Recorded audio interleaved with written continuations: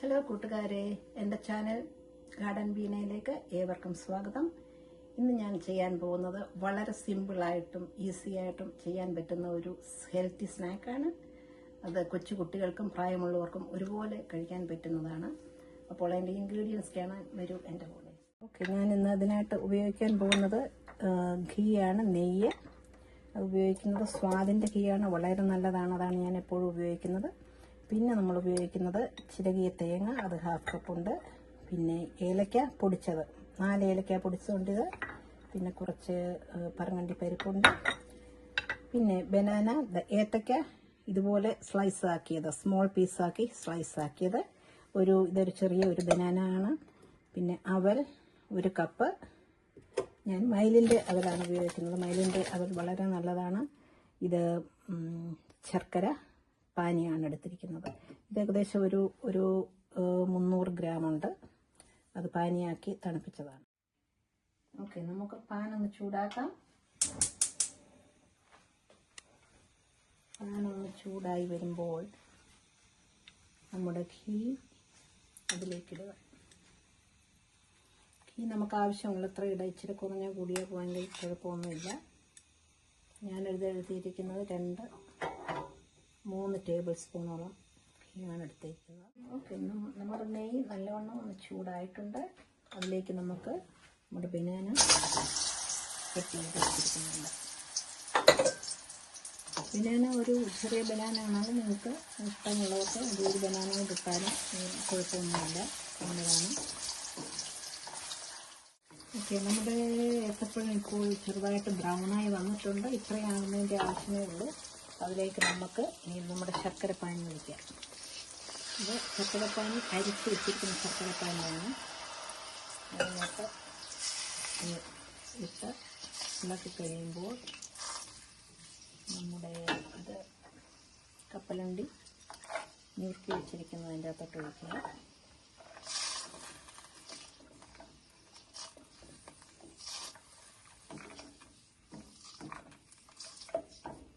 ചെറുതായിട്ടൊന്ന് കുറുകുന്നിടം വരെ നമുക്ക് നോക്കി ഇച്ചിരി ഒന്ന് കുറുകി വരുമ്പോൾ ആണ് ഇനി നമ്മൾ അടുത്ത സ്റ്റെപ്പ് ചെയ്യാൻ പോകുന്നത്.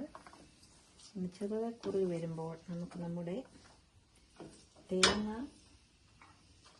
ഇട്ടിട്ട് ഒന്നുകൂടൊന്ന് ശർക്കരപ്പാനി ഒന്നുകൂടൊന്ന് വഴന്ന് വരണം. ഇച്ചിരി തീ വേണമെങ്കിൽ നമുക്ക് കൂട്ടി വെക്കാം. തീ കുറവാണെങ്കിൽ തോന്നിയാൽ തീ കൂട്ടി വയ്ക്കുക.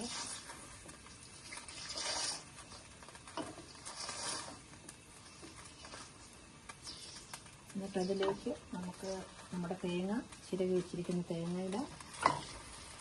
ബനാന ഇഷ്ടമുള്ളവർക്കൊന്ന് ഒരു ബനാന കൂടെ ഇടാം. അപ്പോൾ ഇതിപ്പം ബനാന കുറച്ചിട്ട് വയ്ക്കുന്നത് ഇലക്കൊക്കെ മധുരം കുറച്ചാണ്, അതുകൊണ്ടാണ്.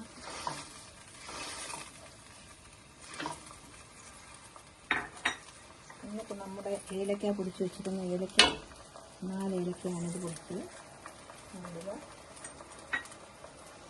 വീണ്ടും ഒന്ന് ഇളക്കി കൊടുക്കുക. ഇളക്കിയൊരു കുറുകി വരുമ്പോൾ നമുക്ക് നേരെ ഇടാവുന്നതാണ്. നമ്മുടെ ശർക്കരപ്പാനിയും ഈ പഴവും എല്ലാം കൂടെ ഒന്നും കുറുകി വന്നിട്ടുണ്ട്. അപ്പോൾ അടുത്തതായിട്ട് നമുക്ക് നമ്മുടെ അവലിടാം. അവലിട്ട്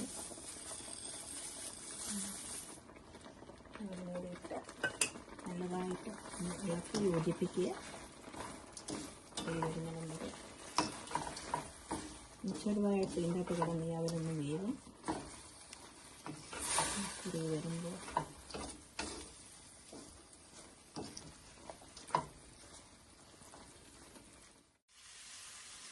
നമ്മുടെ അവൽ, സിമ്പിൾ അവൽ വിളയിച്ചത് റെഡിയായിട്ടുണ്ട്. നമുക്കിതൊരു സെർവിങ് പാനിലേക്ക് മാറ്റാം.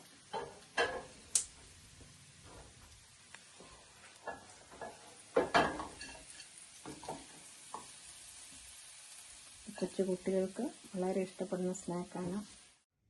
അപ്പോൾ നമ്മുടെ അവൽ വിളയിച്ചത് റെഡിയായിട്ടുണ്ട്. എല്ലാവരും വീട്ടിൽ ട്രൈ ചെയ്ത് നോക്കുക. അപ്പോൾ എൻ്റെ ഈ വീഡിയോ ഇഷ്ടമായെങ്കിൽ ദയവായി ലൈക്ക് ചെയ്യൂ, കമൻറ്റ് ചെയ്യൂ, സബ്സ്ക്രൈബ് ചെയ്യൂ. നന്ദി.